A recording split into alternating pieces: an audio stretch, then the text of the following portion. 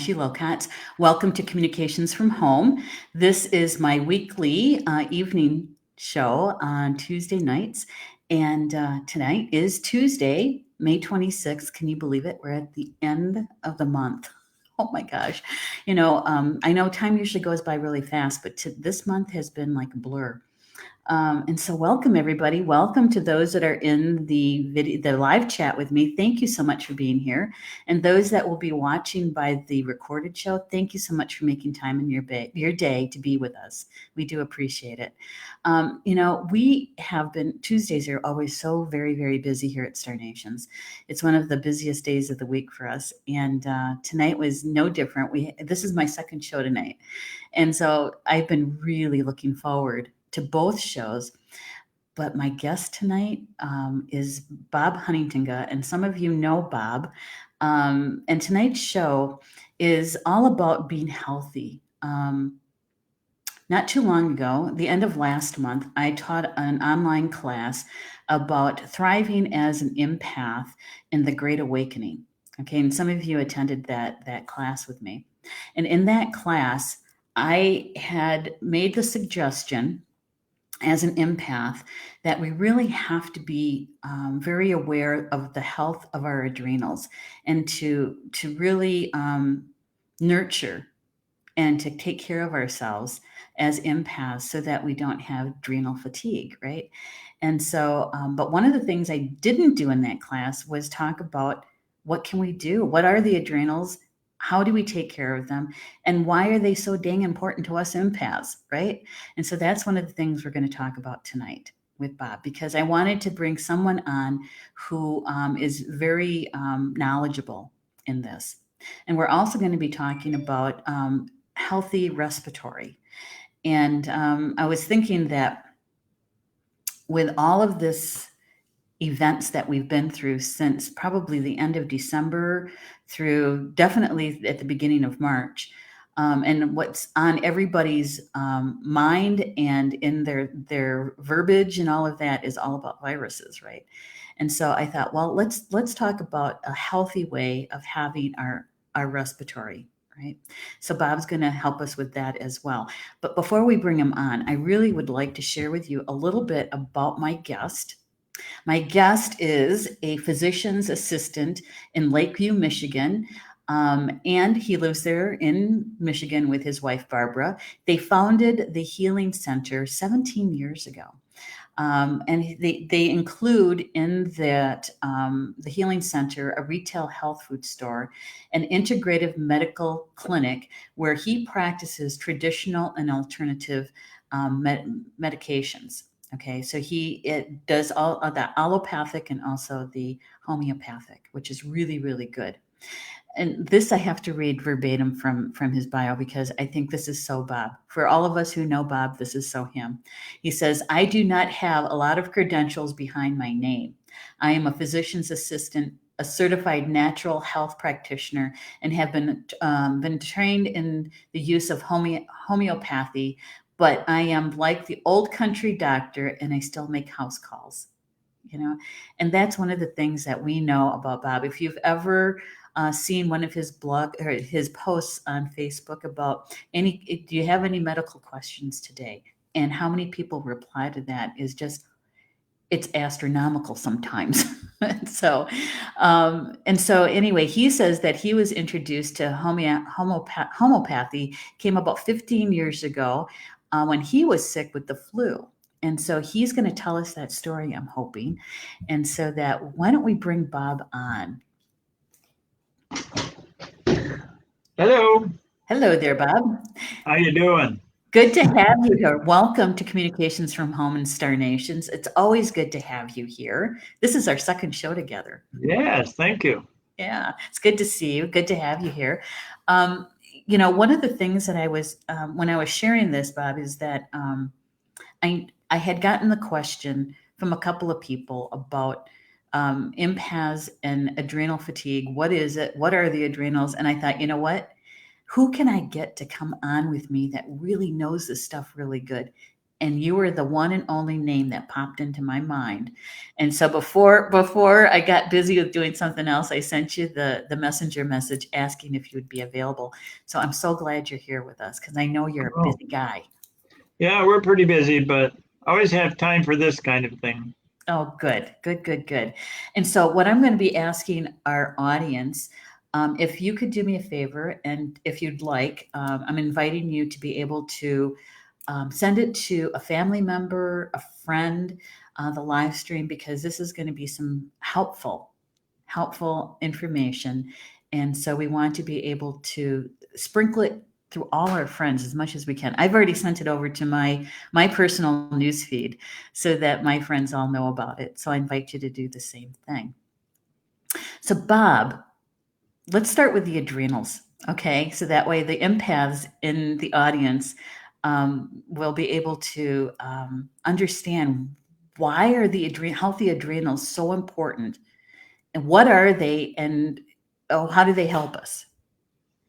Well, the adrenals are a little gland that sits on top of the kidneys, and they have actually very many functions.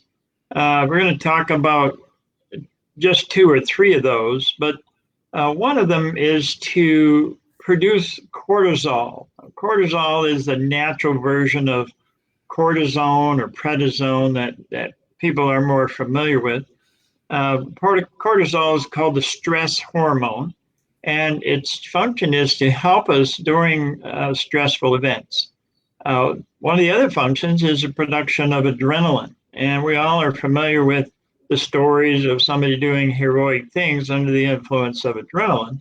Well, that adrenaline comes from the adrenal glands. And then one of the third functions is hormone production. So male, female hormones are produced in the adrenal glands. We often think that they come from the testicles and the ovaries, and they do, but they also are produced in the adrenals. And so this is why some women have no trouble with menopause because they're making adequate amount of these hormones from their adrenals. The more fatigued your adrenals become, the less likely you're going to get production of those kinds of things during the older parts of our lives. But at any rate, those are the three things that we kind of talk about. There are actually many other functions. But the whole concept of adrenal fatigue is that these little organs get overused. And the concept was developed by a naturopathic Dr. Wilson in somewhere around the early 2000s. It's not a term that's found in the medical journals. This is a alternative medicine term. And the endocrinologists, they kind of poo-poo the whole idea. But what's been found is that these glands, if they're overused and overextended, they stop being able to produce adequate amounts of cortisol and adrenaline and dopamine, norepinephrine, male and female hormones, etc. So, the question is always asked, well, what do you mean by overused? Yeah. Well, stress is probably the biggest factor, but something we don't often think about are the use of stimulants. So, caffeine, tobacco, all of these energy drinks. I have patients, mostly young people, but some older, that are drinking 3 or 4 monsters a day. And what these stimulants do is they push the adrenals to make more adrenaline. And that's what makes you feel good when you're drinking these things. There's a direct effect from the caffeine and the sugars, but it's mostly the adrenaline that comes from the adrenal glands. And when this is done day after day after day, the ability to produce those chemicals when we need them is restricted. So, Okay. So, I'm taking in the information and I'm also kind of applying it to the spiritual side of things, right? Um, because the adrenals, they're a part of the sacral chakra, right? The second chakra. yeah. And so, as empaths, when we can sense, feel, or see other people's emotions, sometimes even the emotions around their thoughts, and how when we don't protect ourselves, when we can't discern the difference between our emotions and someone else's, you can kind of see how that adrenal fatigue could start coming into play when we're constantly in stress because that part of our body is working overtime. I can see that. Yeah. Yeah. So the empath, just for people who don't understand that concept, an empath is somebody that can sense feelings of other people. They can sense emotions, they can sense pain, and also sometimes will sense words of people's thoughts in audio and sometimes in pictures, but mostly in feelings. Mm-hmm. And this is a concept that many people have but don't really understand. And so, well, I'll give you an example. In my early career, I was working in a general practice, family practice, and I would go home every night with different symptoms. And I'd wake up in the morning, I'd feel fine. And I was thinking I was some sort of hypochondriac because I would have a headache or a backache or sore big toe or something. And I didn't really understand this until I had some training about 5 or 6 years later and was introduced to this concept.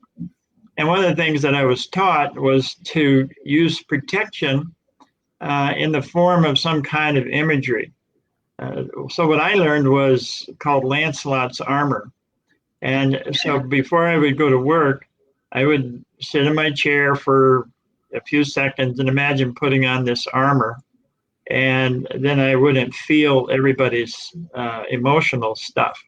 Mm-hmm. This really worked well when I went to the grocery store because I would often get panicky in the grocery store because I would be feeling this barrage of emotions of all different kinds. And so that was extremely helpful. But you can imagine wrapping yourself in a blue blanket or a purple bubble wrap or any imagery that fits you that kind of screens out some of these emotions. Mm-hmm. Yeah, and and here at Star Nations, we certainly do. We have a lot of people in our community who are empaths. Yes. And that was one of the reasons why I had done that online class around the time that I did, because I being an empath, I knew that maybe we weren't consciously working frontline in a clinic or something like that with so many people who maybe were sick with the virus, or or just all the panic and the fear that was going on earlier in the year, right? Right. And so I knew that the empaths were kind of working overtime and trying to help to transmute a lot of these the fear and the anger and all of that, the panic. And so I thought, well, let's put this next layer on so that we can all understand why we may have been feeling the way we were, maybe feeling tired, run down. So if we're going through adrenaline fatigue, what are some of the symptoms of that, Bob? Probably the biggest one is kind of a chronic tiredness. Brain fog can be a factor. Um, Memory issues. Many people are in their 30s and 40s and are having memory issues, and it's really because these endocrine glands have been overused and they're not able to support the neurotransmitters and the things like that we need.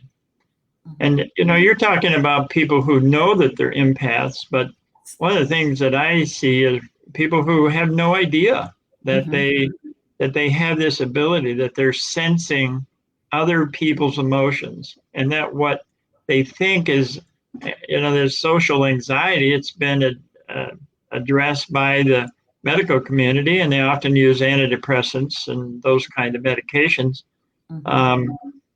But a lot of times this anxiety is not generated from within your own body. It's coming in through the mind senses and being picked up from other people, even at a distance. It's more prominent when you're with somebody, but even at a distance, and distance really doesn't make any difference. Right.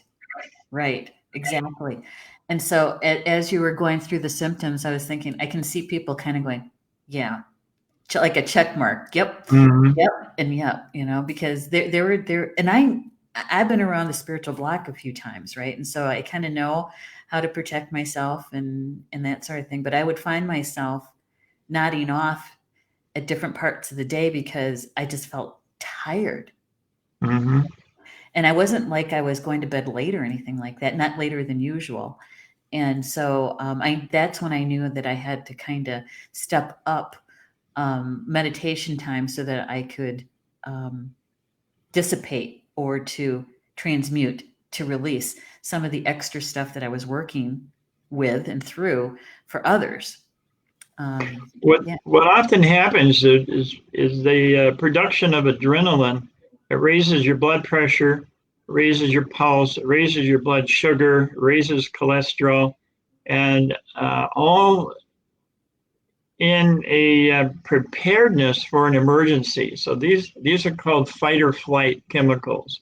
Mhm. And if we are in an emergency, all of those things automatically occur.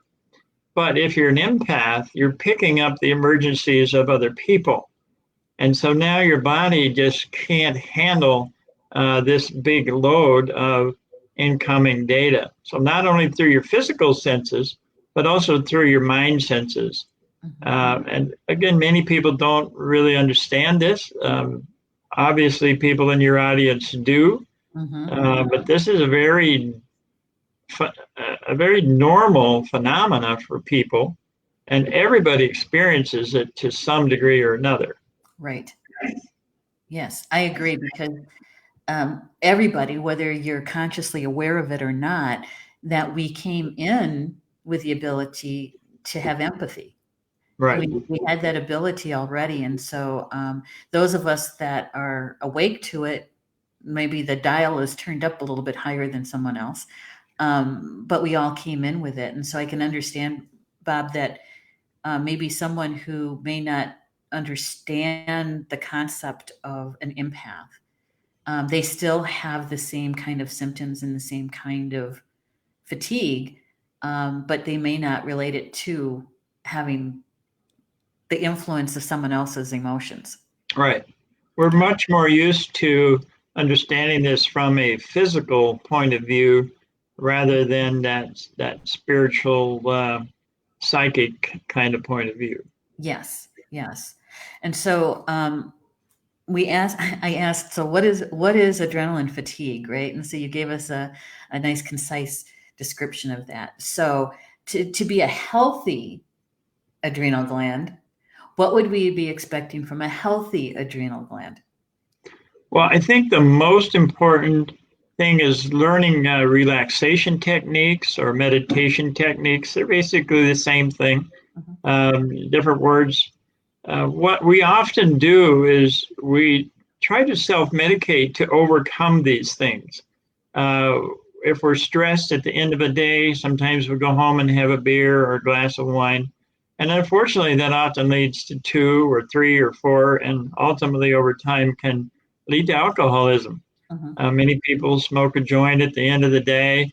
But there are other healthy ways to do it. The most important is actually learning how to relax. Early in the 80s, I was very stressed in a job, and I took a stress management class. And it was just a 4-hour, fairly simple class. But I learned how to slow the mind down and also relax my body at the same time. And I called it my mental martini because I would get home, I'd be very stressed. I would have this chest discomfort. I would jump in an easy chair, tell my kids I was going to take a nap, and for about 10 or 15 minutes, go to what I referred to as the ideal place of relaxation. And this is an imaginary place. For me, it's always by the ocean. There's sunshine, there's sand, there's sailboats, kite boards, things like that, that for me are very relaxing and rejuvenating. Mm-hmm. And 10 or 15 minutes of this is just as rejuvenating as actually being there. And your brain cannot tell the difference between vividly imagining that and actually being on vacation in a beautiful place like that. So we can have this little mental vacation, ideal place of relaxation. There are many, many relaxation techniques and things that you can find online. On my website, there's 4 of them that are called Coaching for Perfect Health. And they're just real simple, guided meditations that help you relax. Mm-hmm. After this first relaxation class, I took a 40-hour course called the Silva Method, and that was highly beneficial in terms of learning how to manage the automatic responses in the body. Mm-hmm. One of the things that happens in adrenal fatigue is if we have an emergency of some sort, we immediately have this fight or flight reaction. But we often get the same thing from a phone call or somebody yelling at us or somebody requesting something. So this is happening to us all the time. And we simply get overloaded by all of this fight or flight incoming data that we have to respond to. Right. And so, yeah, with that, the guided meditation, one of the things I did, it was the beginning of March. It was right after we started doing the shelter in place stuff. I was trying to figure out a way how I could be helpful to Star Nations community. And what I ended up doing was offering a guided meditation every morning for grounding, protecting, and centering. And Yeah, very yeah, and it's a part of it is about bringing images to you that you just love and appreciate about grandfather sky and grandmother earth. Mm-hmm. You know, and the key is to really make those images come to life for you, right? So you really feel like you're standing in a dark, looking up at the sky, looking at the stars or a full moon, and the feeling Yeah. that you have around it, right? Same way with grandmother earth, the things that you just love about nature. And so when you're talking about the guided meditations, and a way to be able to relax, relax. And so that's one of the things that I'm so happy that you do on your website is to be able to offer another version of being able to relax, and to, I call it transmuting that kind of energy that you might be feeling about the anxiety or the um, I don't know, the fear, the anger, whatever that is, to transmute it into something that is um, more relaxing, right? Well, and automatically then your body recovers and you start to be able to make more of the cortisol and the adrenaline and the male and female hormones that you need Mhm, simply because you're not always in an emergency state. mhm. So that is probably, I think, the most, I'm going to put this in air quotes, easiest way to deal with and having healthy adrenals, right? Uh, Right. are there other ways that we can tap into, whether it's homeopathic or other ways to be able to help ourselves to have healthy adrenals? Well, we always look at nutrition, and there are certainly things that should be avoided in terms of our diet. And I mentioned some of those already: Mhm, caffeine, mhm, tobacco, the energy drinks, and then some medications like decongestants. These are all stimulants and stimulate that fight or flight chemistry. So one of the things is those things really need to be avoided or used in moderation. The other thing is that many people are eating inflammatory foods. Now, there's no broad category that says all these foods are inflammatory. It's very individualistic. mm, So for me, dairy products is very an inflammatory food. I get the same thing from too much wheat. So there's a whole variety of foods that may be inflammatory for one individual and not for another. Right. You have to keep a food journal if you want to try to figure this out. That's a little bit tedious sometimes. We can offer people a blood test where they can get 184 foods tested, and this will tell you if your body is making antibodies against that food. So what happens in some cases, especially when a body has been really stressed and the gut is not functioning the way it's supposed to, you absorb undigested food, and your body makes an antibody against that, and it creates a fight or flight reaction to that food whenever you eat it. So for me, every time I have dairy, I'll accept ice cream, of course. I get this inflammatory reaction. Yeah, a little bit isn't going to No. isn't going to hurt you. It's when we overindulge, right? Yeah. It's when we do too much. The other thing that I was going to ask you about, and when you said you could do this blood test, it was like being my golden retriever Labrador puppy is like. And you remember George? He was just a baby Yeah. when we were here. He's 73 pounds now. Mm. But anyway, when you said you could do this blood test, that's for people who come in personally into your clinic, right?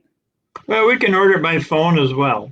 Oh, you can. So like I'm in Wisconsin, so if I wanted to do this, I could do it from here?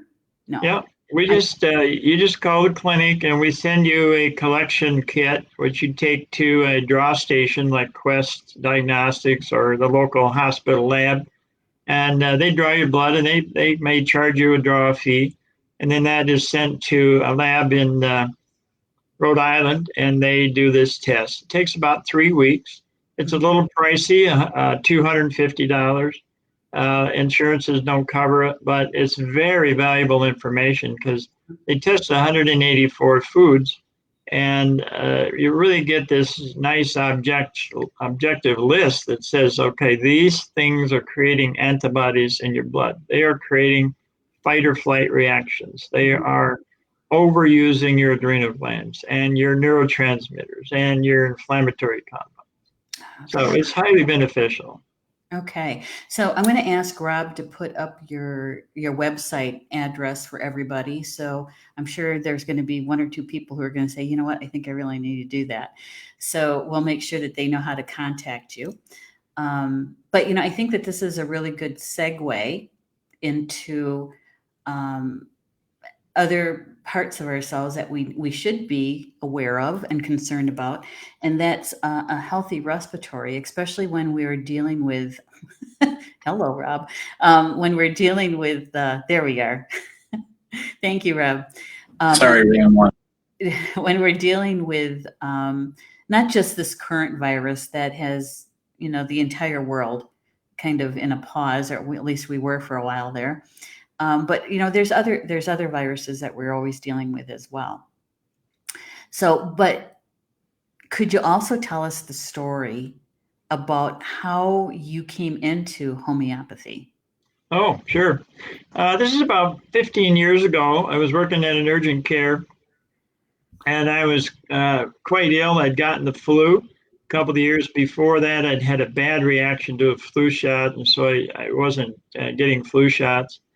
And I was quite ill. I was still working, and I must have looked really bad because the patient said to me, well, you should go to Walgreens and get this medicine called oscillococcinum. And I had never heard of it. But that night on my way home, I stopped at Walgreens. I picked up a box, and there was like 6 little vials of medication in there. It cost about $10 or $12. And sitting right there in the parking lot, I took one of the vials of medication. And then again, I did another one when I got home. And the next morning, I was completely better, 100% better. All of the body aches and the sore throat and the runny nose and the cough, everything was gone. Now, I was dumbfounded. I just did not understand that because I'd never seen that in myself. I never saw that in and a medication that we wrote as prescription or over-the-counter medicine. I just had never seen that kind of a response. So there was a lady in the town near us who was a homeopath, and I contacted her, and we had a nice conversation. I asked her to come and teach a class at our healing center. So she came once a month for a year and taught this really nice and basic class on homeopathy.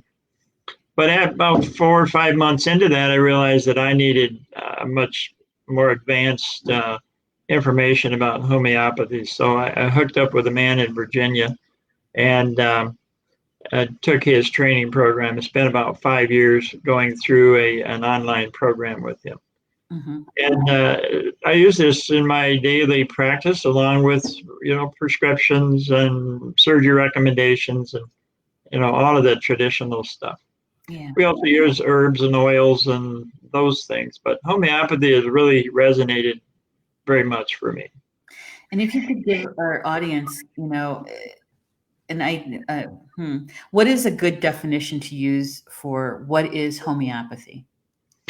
Well, homeopathic remedies were developed by a gentleman named Samuel Hahnemann, and he coined the term "like cures like." And a good example is some people may be familiar with something called syrup of ipecac. Mm-hmm. It's often used to make people vomit when they've swallowed some poison. But if you take that syrup of ipecac and you prepare it homeopathically, it stops nausea and vomiting. So the thing that could make you sick can also make you well if you prepare it as a homeopathic remedy. Mm-hmm. There's 3,000 homeopathic remedies now. Hahnemann, he perfected 43 remedies in his career. There's now about 3,000. And we have this Materia Medica that explains each remedy and what it can do and how you can use it. Mm-hmm. Mm-hmm. So it is actually, it's a complete therapeutic system. Mm-hmm. And that's what a lot of people, I think, don't really understand. You're right. That it's therapeutic. Yeah. Yeah. Well, and many people think homeopathy means all of the herbs and supplements and oils. Homeopathy is actually a system of its own, and the oils, essential oils and herbs, those are also systems that stand alone. So naturopathic medicine encompasses all of that. Homeopathy is just this focus on these particular remedies, and they work by vibrational frequencies. Mm-hmm. So if you have a disease, that organ, that part of your body has a abnormal frequency, and so you find a remedy that has the normal frequency for that organ, and when you take it, by harmonics, it brings that frequency back into focus where it's supposed to be. Now, it doesn't fit any of the scientific, chemical, physical rules because it works at the energy level rather than chemistry. Right. That's a good one. That works at the energy level, not the chemistry level. Right. Yeah. And yet they all exist. Yes. Right. And to be in a healthy state, we need both in balance. Yes. Yeah. See, I get this stuff. This kind of conversation, Bob, I love having these kind of conversations. Now, I do have a couple questions for you. And the first question is, because I want to get into the COVID stuff a bit, okay? Okay.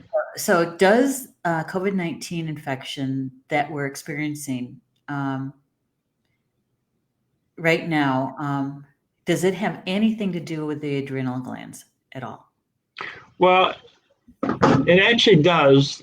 When a person is infected with the virus, and this actually goes for influenza and other viruses as well, but this particular one is on our minds at the moment.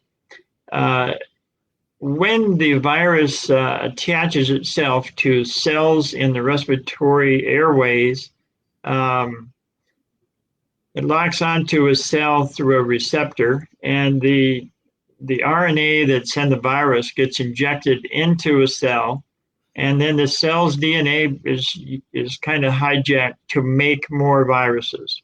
Mm-hmm. And once this cell is so full of viruses, the cell membrane starts to break down, and all of those new viruses are released, and they're either coughed out into the air and transmitted to other people, or they're inhaled deeper into the lungs.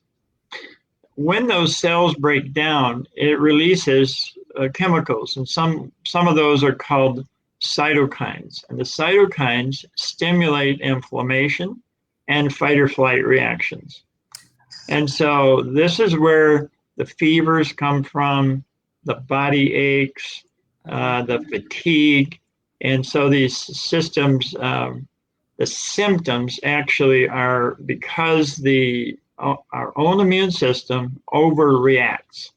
So if you get it and you get a fever, the fever can kill the virus. We get that fever as part of our defense. So the virus can't live over 100.5. So if you get 102 temperature, it's doing its job. It's killing off those viruses. Right. But it very much has an impact on the adrenals, and it can kind of overwhelm the adrenals sometimes. Okay. Well, especially when you combine it with the fear or panic or anything like that because of the kind of pandemic. Yeah.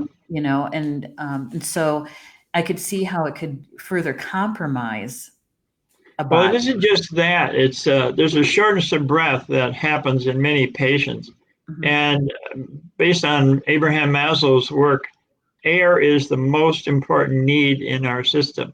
Yeah. And without it, we can only live for about 5 minutes. Mm-hmm. So when you start to get air hunger, the adrenals kick in full time, and you get fight or flight chemistry coming out all over the place. Yeah. And I've seen tremendous anxiety in people who have this simply because they're afraid they aren't going to be able to breathe. Yeah, well, that makes sense to me. It makes sense to me. And so what are your thoughts in general then about the virus infection that we're dealing with? Well, it's obviously very significant. My personal opinion, I want to emphasize this is a personal opinion, it is not nearly as contagious as has been reported. And the majority of cases are fairly mild. I've treated 20 patients, and only 3 of them have been very ill. The others have had fevers and body aches and shortness of breath. Some have had low oxygen. Some have been sick for as much as 8 weeks. And this thing just kind of goes on and on and on in many cases. In some, the severity gets bad, so they do have to be hospitalized. I don't work in a hospital, so I've not been on that end of it. Several of my friends worked in the hospital, and one went to New York and spent 3 weeks there working in New York. So yes, this thing can be very serious. It also can be managed fairly well as an outpatient. And we've developed some homeopathic treatments that have been very successful. Well, we want to hear about those. Well, there are ready-made homeopathic products that are made for cough, for shortness of breath, for anxiety, and those are things that you can purchase at any health food store. I'm not actually going to say names because then people will go out and buy a bunch of it. This is a very individual treatment that needs to be undertaken. The remedy that we've prepared has been quite effective, and the interesting thing is that people can make it themselves. And so what I did was prepared a couple of videos. The first one is a general instruction of homeopathy and talking about the virus, and then how you make the remedy. And the second one is actually a step-by-step recipe of actually how you do it. We are going to be preparing some remedy kits that people can buy, so they have all the little bottles and swabs and things like that they need to be able to make this remedy. But knowing that there's a remedy that's so effective helps tremendously with the general anxiety that people have around this. Yeah, it must alleviate some of that anxiety. Right. Yeah. And then you get into performance anxiety is how am I supposed to make this and how do I make it right? Well, the second video is very step-by-step recipe. Anybody can follow that. We did have some questions when we first released it about where do I get all this stuff. And so Mark and I have been preparing some remedy kits, and we're going to make those available for people. Okay. And they won't be really expensive. So they can then have these tools so that if they do get sick, they can make their own remedy. Okay. And so they would just go to your website to contact you or what? Yeah, just send an email through the website, and then we'll get you on a list so that when the kits are available, we'll send out an email. Okay. So, and we're not actually selling remedies because the FTC and the FDA have been very vigilant about watching what people are selling, and so if remedy has not been FDA approved, nobody's allowed to sell that. And that's for good safety reasons. So, but you can make your own remedy very simply, and then you don't have to worry about that. That's right. So I'm going to ask Rob. Rob, you posted Bob's website address in the comments. Could you pin that to the top so that everybody can see that? Because we have a couple of questions about does he have a website? What's the website? We posted it. And so if Rob could just pin it, that way everybody can find it really easily. It's very simple. It's just bobhutt.com. Most people's websites are 96 letters, and I decided to make mine really short. On that website, there's some general description about homeopathy, about the virus itself and how it works in the body. And then the videos for preparing your own treatment. There's a section called Frequently Asked Questions, and that's very informative. And then there's a couple of pages regarding books and some healing CDs and things like that. Yeah, and I did watch that first video that you have, and it's very helpful, insightful, especially the part where you explain, because okay, how am I going to say this? One of the things I've been talking about on my shows is about discerning, because we're going to have a lot of information brought to us in many different forms, and to discern for yourself what is a truth and what is not a truth, right? And so one of the things that we've been hearing about is that you're either a mask or a no mask, and there's a lot of anxiety around it, a lot of fear around who's wearing a mask, who's not wearing a mask. So from a medical point of view, is a mask helpful in this situation? So what I'm going to say is actually going to be countered by some of the information that's out there. It is my understanding that this is a respiratory illness, that you can eat the stuff and it cannot attack the membranes in the digestive tract. It has been found in people's stool. It can get in the eyes, but it doesn't really cause any symptoms there. So where it creates all of the problems are in the respiratory tract, where the viruses invade the lining of the airways. So there's all kinds of masks. When we exhale carbon dioxide as a gas. We exhale all kinds of toxins. When you eat garlic and you have bad breath, that's coming out as a way that your body is getting rid of that material. When we cough out water droplets. And these water droplets come out and then they fall down onto the ground or onto whatever surface you're standing. A good healthy cough will send water droplets out about 6 feet before they drop to the ground. Now, some of what comes out is what's called aerosolized virus, which means it's an individual virus that can hang in the air. It's light enough that gravity does not pull it down, and it can stay suspended in the air. But that's a very small portion of what comes out with any exhalation. So the 6 feet rule about physical distancing is based on the physics of those water droplets. Mm-hmm. So N95 masks, which are the medical masks, will filter out 95% of particles. So it filters out all the water droplets. It does not filter the virus when it's aerosolized. And so they can still go through that. That's why one of my opinions is that this is not horribly contagious, because even people who are working in the hospitals in New York, they're wearing these good masks. They're not getting sick very much. There are some, but those are failures in their personal protection. Mm-hmm. If you work in 3 weeks around this every day and you don't get sick, there's not very much of that aerosolized virus around. Most of it's in droplets. Mm-hmm. So a cloth mask will filter out the majority of those droplets, whether you're inhaling them or exhaling them. If you have the virus and you're exhaling those out, they're going to be on the inside of your mask.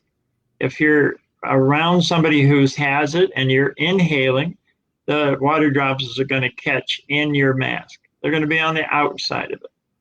So people talk about fiddling with the mask and handling it, getting it on your hands, and you got to wash your hands 50 times a day. Putting your hands in your mouth, this virus can get in your mouth, but it isn't going to cause disease in your mouth. It has to get into your airway. Mm-hmm. So the majority of the time, if you're wearing a mask, you're going to be protected. Right now, when there's not very many sick people around, lots of people are just doing social distancing and not wearing masks, and they're relatively protected. Mm-hmm. If you have to be in a meeting with somebody where you're nose to nose with someone and they have this virus, your chances of getting that are fairly good. Not high, it is fairly good, but you have to be in close contact for a relatively extended period of time. So walking past somebody who has it, it's very unlikely that you're going to get that. Now, once it gets in your system, it might take 2 or 3 or 4 days before you start having immune reactions, fever, chills, body aches, cough. And during that time, when you cough, you can have virus in your water droplets. So that's where they talk about an asymptomatic carrier. Somebody who has no symptoms but is carrying the virus can spread it to other people. So keep in mind, this is my opinion, and there are many opinions out there that don't agree with that, and that's fine. The unfortunate part about this whole thing is there are many quasi-experts on the internet that are giving you all kinds of information. And you said it, discernment is what you need to do. I tell people, don't watch the news, don't go on the internet, don't listen to any of that crap, because you're going to be so confused that you're going to have fight or flight reactions and anxiety just because there's no clear cut.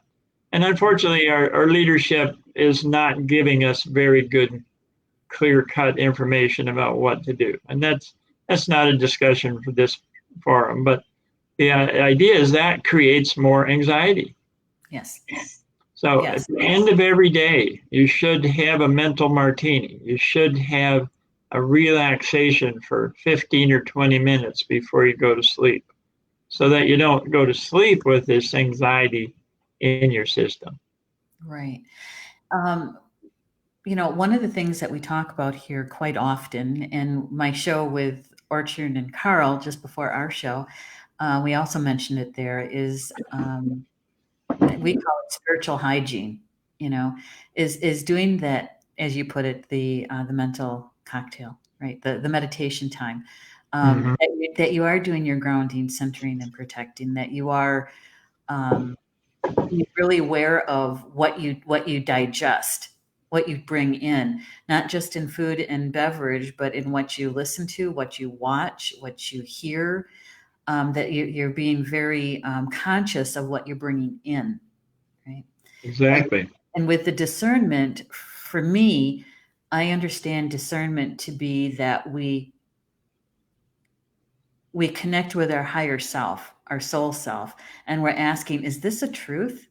Is this true? What's really clear about this? And to be able to actually take in your own intuition, to feel it, sense it, or see it as a truth for you or not. Because my truth may be different for some from than someone else's. That Yes. my truth isn't the end all be all truth. That it could be different for someone else. And that's where we get into it doesn't we don't have to be at odds with each other, whether you're wearing a mask or not, you know? Right. Yeah. Well, some of this discernment, I talk about it in one of my books, A Shortcut to Success. Our past experiences cause us to often have what are called mind viruses.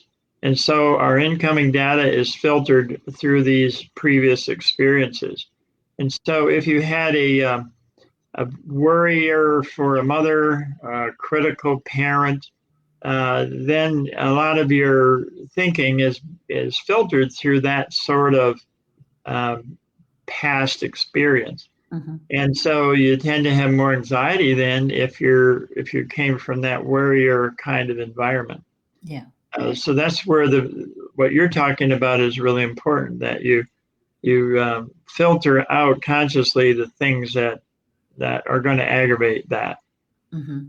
Yeah. So it really is, when we boil it down, it really is about balance Yeah. and being aware of what we're bringing into ourselves. I'm looking at the time. This has flown by so quickly. It's already the top of the hour. And I'm sorry that we didn't get to any questions, you guys. I didn't really see a whole lot of questions coming in, more statements than questions. I think what I'll do is I'll leave that up to you, Bob, if you want to go in and visit, when we're done, because it's, as you know, that it's already, as soon as Rob ends the live stream, I don't know how they do this. It's magic. Facebook renders the video almost automatically. So Hmm. you can go back in, you can take a look at the comments, and if you see anything in there that you'd like to address or to answer. I didn't see too many questions though. Well, Um, on my website is a contact page, mhm, and so people can write those questions. And sure. then every Wednesday, I on Facebook, I have a little section where I ask the question, any health questions today, and throughout the day, then as I get time, I answer those questions. So And let me tell you, that's been very helpful for a lot of people. yes, it has. Yes, it has. And even though we might not ask the question, because I pop in every once in a while just to read the questions and what your answers are. And it's Yeah. like, oh, that's really good. I didn't think of it that way. Or that's some Mhm. really good information. So even if you just go and visit, if you don't have a question, is to go in and do some reading. It's got some good information there. So, Bob, thank you so much for making time for us this evening. Oh, yeah, it's been wonderful. Thank you very much. Yeah. And one of these days we'll have you back over here in Wisconsin at the academy, maybe teaching another class for us. That would be nice. Very good. Yeah. Anytime. Yeah. So everybody, thank you so much for being with us this evening for this discussion. Very important information. If you're an empath, please take to heart what Bob shared with us about having healthy adrenals, and it's really very easy for us to do. And so thank you so much. And we'll see you next week for Communications from Home at 8 p.m. Eastern Time. And so thank you, everybody. Bama Mina, that's Thank Potawatomi you. for until we see each other again. Thanks a lot to everybody. Good night. Bye bye.